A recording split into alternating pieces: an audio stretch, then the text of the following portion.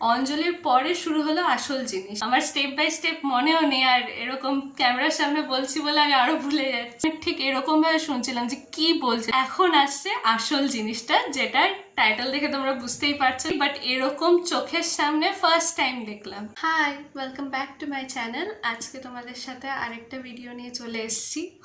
স্ট্যান্ডই পড়ে যাচ্ছে। হাই, আমি Debasmita, welcome back to my channel. আজকে তোমাদের সাথে শেয়ার করব একটা স্টোরি। তো আজকে কোনো ব্লগ হবে না, আজকে স্টোরিটা অ্যাকচুয়ালি 21 জুলাইয়ের স্টোরি। তোমরা সবাই জানো যে বাঙালিদের শ্রাবণ মাস শুরু হয়েছিল 18 জুলাইতে, আর তার নেক্সট সোমবার পড়েছিল 21 জুলাই।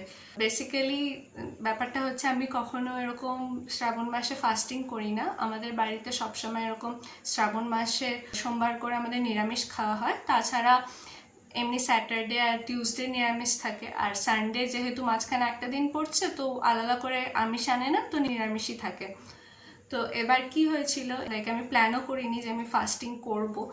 এবার আগের দিন মানে সানডেতে হুট করে আউট অফ নো ওয়্যার আমার মাথায় আসে যে আমি একবার করে দেখি। এবার আমি কেন বলছি আমি আগে কখনো করিনি, কারণ আমি যখন বাড়িতে থাকতাম তখন আমাকে করতে দেওয়া হতো না, কারণ আমি অনেকটাই ছোট ছিলাম। আর যখন আমার করার বয়সটা এসছিল তখন আমি বাইরে বাইরে ছিলাম। লাস্ট 4 থেকে 6 বছরের মতো আমি বাইরে ছিলাম।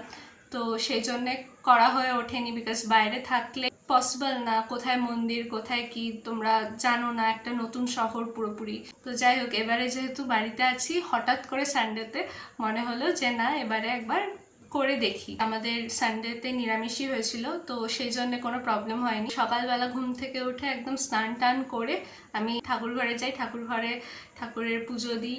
শিব ঠাকুরের, আমাদের বাড়িতে শিব ঠাকুর আছে, তো শিব ঠাকুরের পুজো দিই। দুধ, গঙ্গার জল, তারপরে আতপ চাল, এসব দিয়ে পুজো দিই, ফুল বেল পাতা দিয়ে। তো সেটা যায় ফার্স্ট হাফ, মানে সকালবেলার দিকে। ঠিক আছে, এবার বললাম যে আমি কখনো ফাস্টিং করিনি, তো আমি ভেবেছিলাম যে আমি রাখতে পারবো না। আমি সানডেতে মাকে বলছিলাম, মা ইনকেস যদি আমি না রাখতে পারি সেই ক্ষেত্রে কি হবে? মা বলে, তুই তো সকালবেলা পুজো করে নিবি, যদি না রাখতে পারিস তাহলে ফল বা কিছু সাবু মা ভিজিয়ে দিয়ে গেছিলো, বলেছিল খেয়ে নিতে যদি না রাখতে পারি। বিকজ আমি নিজের উপর কনফিডেন্ট ছিলাম না যে আমি রাখতে পারবো কি পারবো না, বিকজ ফার্স্ট টাইম একটু ভয় ভয় ছিলাম যে হ্যাঁ করতে পারবো কি করতে পারবো না। আর তার উপরে হিউম্যান বডিতে অবভিয়াসলি একটা ক্লক সাইকেল চলে, যে তুমি যদি দুপুর 2টোর সময় খাও, তুমি দুপুর 2টোর সময় খিদে পাবেই। এবার আমি বুঝতে পারছিলাম না যে আলটিমেটলি কি হতে চলেছে। তো তার পরের দিন এতটা সারপ্রাইজড হয়ে গেছিলাম, আমি সারাদিন কোনো খিদে পাইনি, কোনো খিদে পাইনি। আমি পুরো সারাদিন নির্জলা উপোস ছিলাম, এক ফোঁটা খিদে পাইনি। ঠাকুরের আশীর্বাদে না খেয়েই নির্জলা থেকে সন্ধ্যাবেলা মা যখন ফেরে, তারপর আমরা ডিসাইড করি যে যাব পুজো দিতে। এবার আমরা যেখানে গেছিলাম পুজো দিতে, সেখানে আমরা অনেক আগে যেতাম। তো আগে যখন যেতাম তখন এরকম বড় করে ঠাকুরমশাইটাকে পুজো দেওয়া হতো না, ডাইরেক্ট মানে যারা যাচ্ছে তারা গঙ্গার জল, দুধ, যা যা লাগে আর কি সব কিছু নিয়ে যেত থালাতে করে, দিয়ে যেরকম বাড়িতে পুজো দেয় সেরকমই ওখানে শিবলিঙ্গ আছে, শিবের মাথায়, শিব ঠাকুরের মাথায় জল ঢেলে এরকম পুজো টুজো দিয়ে চলে আসতো। মা বলেছিল যে ওখানেই যেহেতু ওটা আমাদের বাড়ির অনেক সামনে হয়, তো আমরা ওখানেই গেছিলাম। আর এবারে গিয়ে দেখি যে এবারে পুরোহিত মশাই এসছে পুজো করতে। ভাবলাম যে হ্যাঁ ঠিক আছে, যখন না খেয়েই আছি তো অঞ্জলিটা দিয়েই দিই। পুরোহিত মশাই বসলেন পুজো করতে, আর আমরা যখন গেছি তখনই এসছিলেন। তো আমাদের বেশিক্ষণ বসে থাকতে হয়নি, 15 মিনিটের মধ্যেই পুজো শুরু হয়ে গেছিলো। পুজো শুরু হয়, অঞ্জলিও হয়ে গেল। অঞ্জলির পরে শুরু হলো আসল জিনিস। এবার অঞ্জলি অবধি তো দেখো তোমরা যেই পুজোই করবে সেই পুজোতেই অঞ্জলি একটা থাকে। শেষ হওয়ার পরে আসল জিনিস, যেটা এত ভালো লেগেছে আমার, আর ওই জন্যই এই ভিডিওটা বানাচ্ছি আমার এক্সপিরিয়েন্স শেয়ার করার জন্য। এত ভালো লেগেছে আমার অঞ্জলি দেওয়ার পরে শিব ঠাকুরের মাথায় লাইক একটা একটা করে সব কিছু দেওয়া হলো, কিন্তু ওরকমভাবে দেওয়া হয়নি, ইন্ডিভিজুয়ালি সবাই একবার একবার করে দিয়েছে।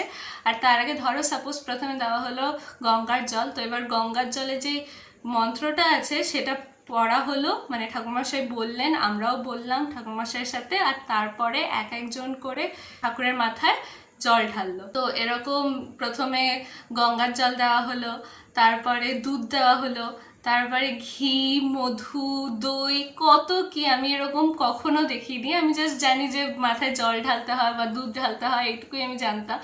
এই প্রথম আমি দেখলাম আর আমার এত ভালো লেগেছে। আর ভালো লেগেছে এই কারণেই, কোনো তাড়াহুড়ো ছিল না, সবাই শান্তভাবে একদম ভালোভাবে ঠাকুরের গায়ে একদম ঘি, দই, মধু লেপ্টে দিয়ে ভালোভাবে সবকিছু করতে পেরেছে। আর ওই জন্যই সবার অত ভালো হয়েছে, আর পুজো করে সবাই তুষ্টও হয়েছে। এসব হলো। তো তারপরে আমার এক্স্যাক্টলি মনে নেই কি কি দেওয়া হয়েছিল, বাট এগুলো ছিল। তার সাথে আরো অনেক কিছু দেওয়া হয়েছিল। লাইক পুজো 2.5 ঘন্টা ধরে চলেছে, লিটারালি 2.5 ঘন্টা ধরে চলেছে। তো বুঝতেই পারছো কত কি দেওয়া হয়েছিল। পরপর স্টেপ ওয়াইজ কি কি দেওয়া হয়েছিল আমার মনে নেই। পুরো 1 বালতি জল এনে ঠাকুরকে স্নান করানো হলো। তার সাথে পাশে তো পার্বতী মাতা ছিলই। স্নান করানো হয়ে যাওয়ার পর ঠাকুরকে নতুন গামছা দিয়ে ঠাকুরের গা মোছানো হলো। ও স্নানের পর নতুন বস্ত্র পরানো হলো, পার্বতী মাতার চুন্নি দেওয়া হলো, তারপর পৈতে দেওয়া হলো। এরকম ভাবে ঠাকুরকে পুরো সাজানো হলো। আর স্নান করার পর এত সুন্দর লাগছিল দেখতে, একদম সাদা বস্ত্র, খুব সুন্দর লাগছিল। তারপরে শুরু হলো এই ফুল, বেলপাতা, ফল, কাটা ফল এসব দেওয়ার। অনেকজনই ছিল পুজোর ওখানে, যারা হয়তো একটা এনেছে আরেকটা আনেনি। তো আমি অনেক কিছু নিয়ে যাইনি, তো সবাই সবাইকে হেল্প করছিল, সবাই সবার সাথে শেয়ার করে সবকিছু করছিল। এই যে বললাম, প্রত্যেকটা জিনিস দেওয়ার আগে, ধরো বেল দেওয়ার আগে, মানে বেল পাতা দেওয়ার আগে বেল পাতা রিলেটেড যে মন্ত্রটা আছে সেটা সমর্পণ করা হলো, তারপরে বেল পাতা দেওয়া হলো। ঠিক সেরকমই ফুল, যেরকম ফুল সমর্পণ করা হলো তারপরে ফুল দেওয়া হলো, তারপরে আকন্দ ফুলের মালা, অনেক কিছু ছিল। আমার স্টেপ বাই স্টেপ মনেও নেই, আর এরকম ক্যামেরার সামনে বলছি বলে আমি আরো ভুলে যাচ্ছি। কিন্তু খুব ভালো হয়েছিল। আমি জানি না তোমরা এরকম ভাবে কখনো পুজো দিয়েছো। লাস্টে গিয়ে প্রণাম মন্ত্র পড়ানো হলো। আমরা যেখানে পুজো দিতে গেছিলাম সেখানে পাশেই একটা মন্দির আছে, মনস্কামনা মা। এবার মা মনস্কামনার মন্দিরটা যেহেতু পাশেই, সেই জন্য প্রণাম মন্ত্রে প্রথমে ছিল গণেশ, তারপরে ছিল শিব ঠাকুর, তারপরে ছিল পার্বতী মাতা, আর তারপরে লাস্টে হচ্ছে মনস্কামনা মন্দিরের সামনে মুখ করে মনস্কামনা মায়ের প্রণাম মন্ত্র পড়ার সময় এবার কি হচ্ছিল, মন্দিরটা যেহেতু রাস্তার উপরে, তো ওখানে অনেক ট্রাক, গাড়ি ঘোড়া অনেক কিছু যাচ্ছিল আর অনেক আওয়াজ হচ্ছিল। তো আমি ঠিক করে শুনতে পাচ্ছিলাম না। এবার আমি শুনতে পাচ্ছিলাম না, আমি এরকম ভাবে হাত জোর করে আমি চোখ খুলে কান খুলে সব শুনছিলাম যে ঠাকুরমাসি কি বলছে, বিকজ আমি বুঝতেই পারছি না, কারণ অনেক আওয়াজ আসছে আর আমি ঠাকুরমাসের থেকে অনেকটা দূরে ছিলাম, আর মাইক্রোফোন ছিল না, সেরকম বোঝাও যাচ্ছিল না। তো ঠিক আছে, আমি এরকম ভাবে করে করে করে করে এরকম শুনছি, আচ্ছা আচ্ছা এটা বলছে, ঠিক আছে, আমিও বলছি পর পর পর পর। আর এখন আসছে আসল জিনিসটা, যেটার টাইটেল দেখে তোমরা বুঝতেই পারছো যে কি এমন হলো, কি এমন ঘটেছে। আর সেই জন্য আমি এই ভিডিওটা বানাচ্ছি। লাইক পুজো দেওয়া is very common, right? But এই জিনিসটা আমি ফার্স্ট টাইম আমার লাইফে দেখলাম। দেখিনি আগে বলবো না, আমি দেখেছি টিভি সিরিয়ালে বা ধরো সিনেমায় বা ধরো কোনো রিলে দেখেছি, বাট এরকম চোখের সামনে ফার্স্ট টাইম দেখলাম। তো এরকম আমরা প্রণাম মন্ত্র পড়ছি। প্রণাম মন্ত্র পড়ার সময় ঠাকুরের মাথায় অনেক ফুল ছিল। এবার কেউ একজন ঠাকুরকে সাদা ফুলও দিয়েছিল, সাদা পদ্ম ফুল। এত সুন্দর দেখতে পদ্ম ফুলটা, একদম ধপধপে সাদা পদ্ম ফুল। এবার পদ্ম ফুলটা সবার উপরেও ছিল না যে হাওয়াতে পড়ে যাবে, পদ্ম ফুলটা একদম প্রথমেই রাখা ছিল, তারপরে বাকি ফুলগুলো স্ট্যাক করে করে রাখা হয়েছিল।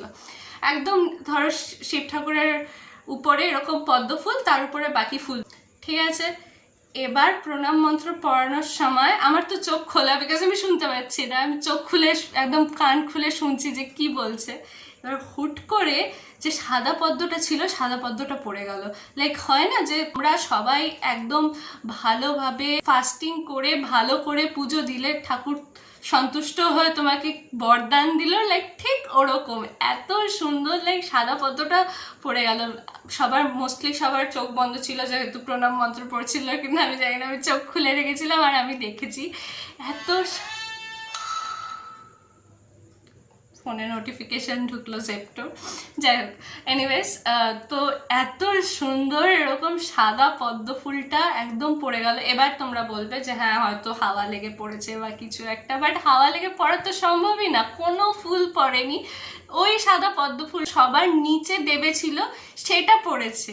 লাইক কোনোভাবেই পসিবল না। যদি একদম উপরে থাকতো ফুলটা, তাহলে যদি পড়তো তাহলেও একটা কথা ছিল যে হ্যাঁ হাওয়াতে পড়েছে।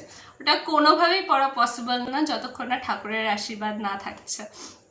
এত সুন্দর লেগেছিল আমার ওই দৃশ্যটা, আমি বলে বোঝাতে পারবো না।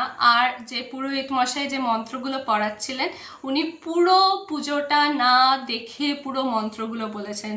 আমি অ্যাপ্রক্সিমেটলি বলতে পারি মোটামুটি 20খানা সমর্পণের মন্ত্রই পড়া হয়েছে, আর পুরোটা না দেখে এত সুন্দর পুজো করেছেন উনি, এত সুন্দর পুজো করেছেন।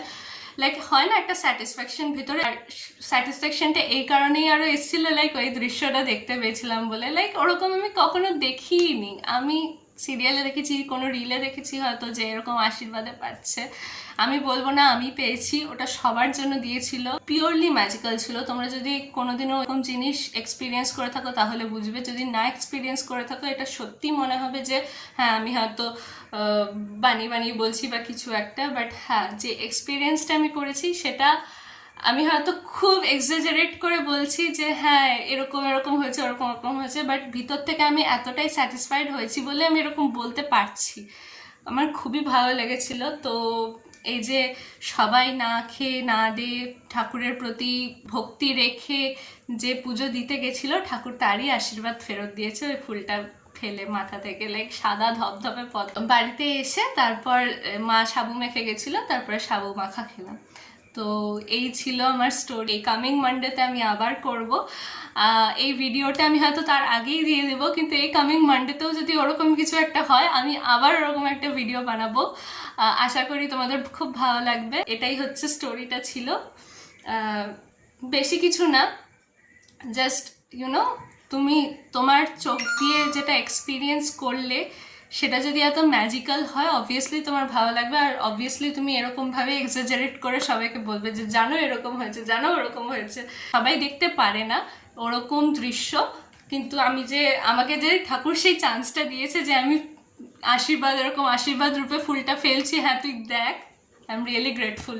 তোমাদের যদি ভিডিওটা ভালো লেগে থাকে তাহলে অবশ্যই লাইক, শেয়ার, কমেন্ট আর সাবস্ক্রাইব অবভিয়াসলি করবা, বিকজ ওগুলো খুব ইম্পর্টেন্ট। তো 70% নন সাবস্ক্রাইবার্স আমার ভিডিও দেখে, আর 30% সাবস্ক্রাইবার্স, আমার যারা সাবস্ক্রাইবার তারা এই ভিডিওগুলো দেখে। তো 70% যারা আছো তাদেরকে আমি বলছি যে তোমাদের কেন ভালো লাগছে না বা তোমরা দেখে কেন সাবস্ক্রাইব করছো না। তোমাদের যদি মনে হয় যে কিছু ইমপ্রুভমেন্ট করার দরকার অবভিয়াসলি বলো, I am open to all your feedbacks. আমি অবভিয়াসলি সেটা মাথায় রেখে নেক্সট ভিডিওতে চেষ্টা করব অ্যাপ্লাই করার। চলো তাহলে যাই, মনে করে লাইক, শেয়ার, কমেন্ট আর সাবস্ক্রাইব করো। ওকে, টাটা।